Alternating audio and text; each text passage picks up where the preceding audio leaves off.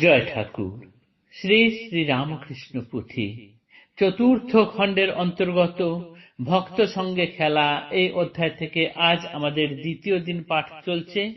পৃষ্ঠা সংখ্যা 336, পর্ব 513। এর আগের দিনের পাঠে আমরা দেখেছি নররূপ ধারণ করে যে সকল বদ্ধজীব এই মর্ত্যধামে জন্মগ্রহণ করেছেন, দেখতে মানুষের আকার, কিন্তু তারা প্রকৃতপক্ষে একেবারে বদ্ধ জীব। তারা জানেও না যে কি করলে তাদের মুক্তি হবে। নিকটেই যে তাদের দিন ঘনিয়ে আসছে, সেদিকে তাদের খেয়াল নেই। আর এই ধরনের বদ্ধ জীবকে মুক্তি করার জন্যই স্বয়ং প্রভু নরকলেবর ধারণ করে এই মর্ত্যধামে জন্মগ্রহণ করলেন রামকৃষ্ণ নাম নিয়ে। এর আগের পর্বে আমরা দেখেছি ভক্ত সংযোজন পর্বে ঠাকুরের কাছে নাম মাহাত্ম্যের গুণে বহু ভক্ত এসে জমায়েত হচ্ছেন। তাদের কানে ঠাকুর শুধু নাম বলে দিচ্ছেন।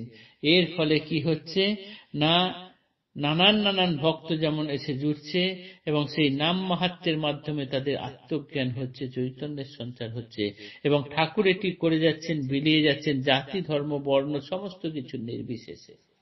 পুরাতন যা কিছু ছিল তার এতটুকু কোথাও আঘাত না হেনে সমস্ত কিছুকে সেই রকম ভাবেই রেখে ভাঙা গড়া কোনো কিছু না করে নতুন করে সবকিছু তিনি যেন একসাথে সংরক্ষণ করে দিলেন। ধর্মে ধর্মে যে বিদ্বেষ চলছিল তার তিনি সমাধান করলেন।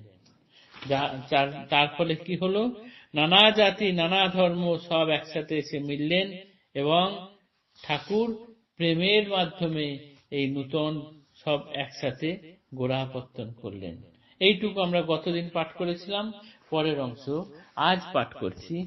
ভেদাভেদ জাতি ধর্মে উত্তমে অধমে, পুরুষে স্ত্রীলোকে কিবা চণ্ডালে ব্রাহ্মণে, ধনাঢ্যে নির্ধনে কিবা ধীরে নিরক্ষরে, ধার্মিক অধার্মিকে কিবা ব্যাধে তপাচারে, দূরীভূত এইবারে প্রেমে শ্রী প্রভুর, একাকার নন তিনি সবার ঠাকুর, গগনের চাঁদা মামা সবে পায় আলো, কাহারও নহেন মন্দ সকলের ভালো, সব ধর্মে সব মতে সাধনা করিয়া, ধর্মমাত্রে সত্য প্রভু দিল দেখাইয়া, প্রভুর নিকটে ধর্ম সকল সমান, সকল ধর্মের মতে তার অধিষ্ঠান, যত ধর্ম দেহ তার ভাব ততরূপ, সকলের মধ্যে তিনি প্রাণেরও স্বরূপ, রামকৃষ্ণ পন্থা যাহা সমষ্টি সবার, সকল জাতির তাহে সম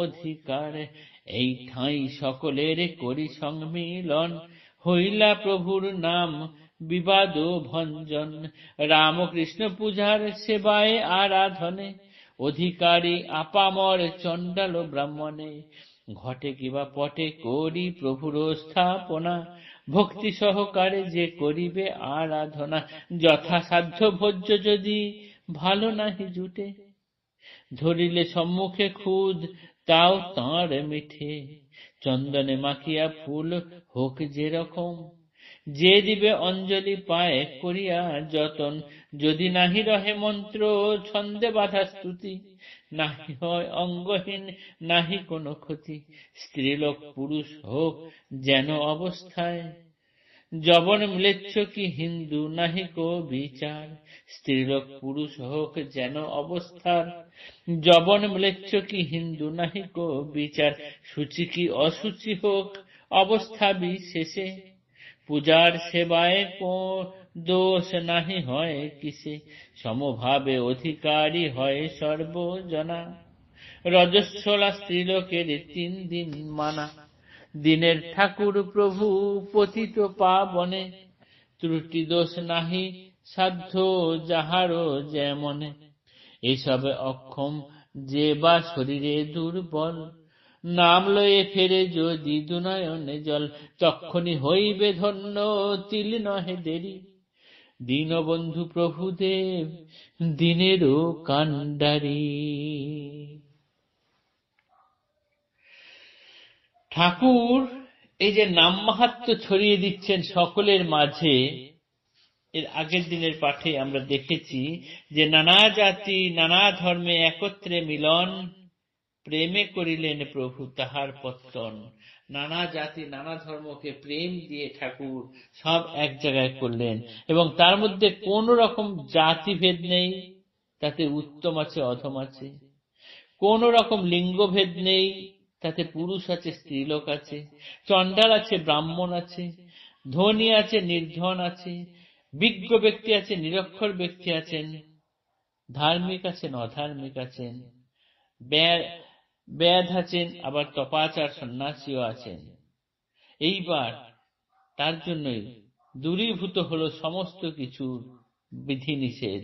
দূরীভূত এইবারে প্রেমে শ্রী প্রভুর একাকার নন, তিনি সবার ঠাকুর।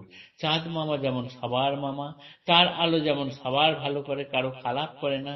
ঠাকুরের প্রেম ভালোবাসা নাম মাহাত্ম্য, তাই সবার ভালো করে। আর ঠাকুর তাই সব ধর্মে সাধন করে দেখিয়ে দিলেন কোন ধর্মটি মিছে নয়, সব ধর্মই সত্য এবং সব ধর্ম দিয়েই তাকে পাওয়া যায়। যত ধর্ম দেহ তার তত ভাব রূপ, সকলের মধ্যে তিনি প্রাণের স্বরূপ। রাম ও কৃষ্ণ পন্থা যাহা সমষ্টি সবার, সকল জাতির তাহে সম অধিকার। এই ঠাঁই সকলের করি সম্মিলন, হইল প্রভুর নাম বিবাদ ভঞ্জন। তাই তিনি বিবাদ ভঞ্জন। এরপরে ঠাকুরকে যদি কেউ যথাসাধ্য ভোজ্য বস্তু কিছু নাও দিতে পারেন, দুটো ফুল চন্দন মাখার যে তার পায়ে অঞ্জলি দেবে, সেটাও যথেষ্ট। স্ত্রীলোক হোক, পুরুষ হোক, যবন হোক, ম্লেচ্ছ হোক, হিন্দু হোক, মুসলমান হোক, সূচি হোক, অসুচি হোক, ঠাকুরের পূজায় চণ্ডাল ব্রাহ্মণ কারোর কোনো বিধি নিষেধ নেই, সবাই সব দিতে পারেন। শুধুমাত্র স্ত্রীলোকেরা তাদের নির্দিষ্ট সময় কটা দিন বাদ দিলে ঠাকুরের কাছে সবাই যেতে পারে। এসবে অক্ষম যিনি কিছুই করতে পারেন না, তিনি যদি শুধু তার নাম নিয়ে দুনয়নে জল ফেলেন, তখনই প্রভুদেব তাকে ধরা দেন, তখনই হইবে ধন্য।